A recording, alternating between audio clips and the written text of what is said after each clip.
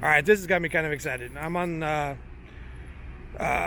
southwest corner of Fifield Hall, where my office is. Actually, my office is in Fifield, and technically it's in the northeast corner. But needless to say, I'm outside of Fifield. And as I was driving by, I noticed something that really caught my attention, and I'm kind of excited to show you guys this. So as I was coming by here, I noticed this really vibrant change in color in grass, both color and texture, between this fine textured light green grass on the right and the coarser textured dark green grass on the left. Now, question is, what is it and why is it here? So to do that and to figure that out, well, to figure out why it's here, you don't have to look too far here. It looks like they disturbed the soil, may have done some utility work or irrigation work or something along here. There's a few shrubs that look like they've been cut out for whatever reason. Oh, this was a big planting of shrubs, now that I remember. So they took the shrubs out, it looks like, and have decided to plant it to grass. Well, the grass that they've got planted here doesn't look like St. Augustine grass. We can look at St. Augustine grass here. Of course, you guys know by now that you can identify St. Augustine grass by a couple of features. One of them is the growth habit, right? So if we look at the growth habit of St. Augustine grass, we expect it to be stoloniferous, which means it's going to grow laterally across the top of the ground with stolons.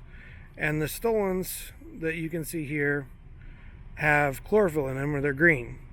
The other option that we see with warm season grasses are rhizomes. They are underneath the ground and lack chlorophyll. The other couple traits that St. Augustine grass has is a rounded or a blunt leaf tip. So if we take a look at this leaf tip here, you see that it's rounded or blunt. It's really tightly constricted at the collar where the leaf transitions into the sheath. It's a really tightly constricted area right there. The leaves kind of tend to turn away from the stem at roughly a 90-degree angle. That's going to depend a little bit on the environment that it's growing in. But this is St. Augustine grass. Another thing that we might look at or decide to look at is the ligule. So I'll pull the leaf away from the sheath a little bit there so that you can see the ligule. And hopefully you can tell that there's just a few little fine hairs right there at the ligule. Now the grass that's planted here, how are we going to figure out what that is? Obviously it's not St. Augustine grass, and so the first thing that I'm going to do is I'm going to get down here and pull some of it up. And I'm going to note right away that for as mature as this is, it appears that there's really no root system on this at all, and it looks a lot like what I'd expect a annual type plant to have in terms of growth habit. For turf grasses, it'd be a bunch type growth habit. So now I'm going to get in here and look a little bit closer and try to find a leaf tip. Well, the leaf tip that I can find right here is pointed. I don't know if you can see that against my fingers there, but it does have a pointed leaf tip. And another thing that I'm going to look for is the vernation.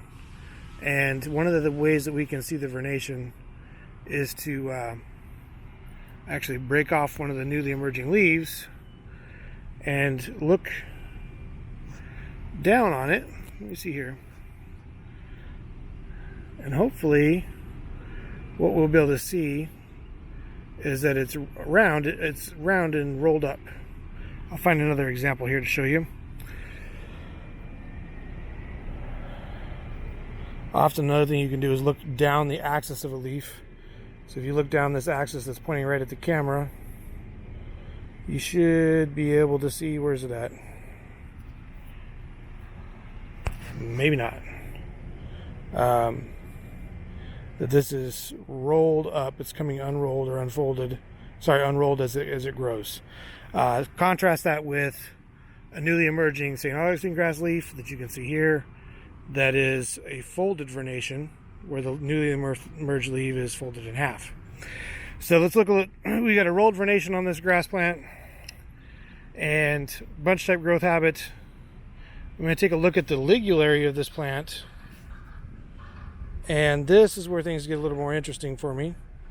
What I'm going to see right here that jumps right out at me is where this leaf that's on the back side, where my index finger is pointing, where it connects to the stem of the plant, I can see a couple little finger-like appendages that are reaching around there. Those are called clasping auricles.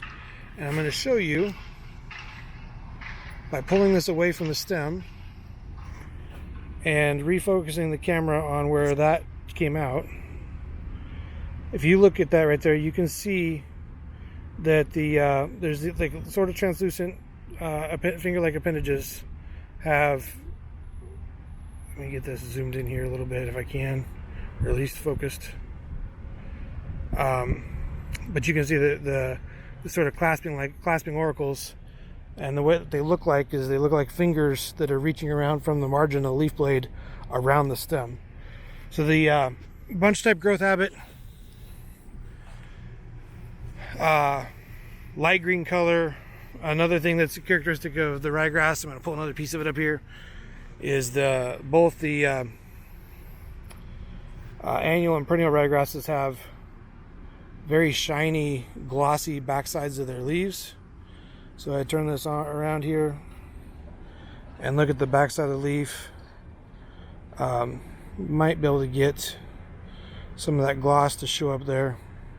But they have very glossy backsides of their leaves, rolled vernation, and in the case of annual ryegrass, which is what we have here, the clasping auricles, which are those little finger-like appendages that follow the leaf margin at the collar and reach around the stem of the plant. So this is an annual cool season grass. It's a C3 plant. Obviously here in Gainesville, this is perfectly fine for this time of year, but as soon as it starts to warm up this spring and transition into early summer, the grass that's planted here is going to melt out pretty quick. It's susceptible to a lot of disease, and it won't last long once we start getting warmer temperatures. At that point, hopefully they have something planned to come in here and replace maybe with some St. Augustine grass to get it to match the rest of the landscape. All right, I think I'll wrap up our little tour here for the day. Obviously, if you have any questions about anything, please don't hesitate to either shoot me a text or an email or just give me a call. I'm happy to help in any way that I can. Thanks. Go Gators.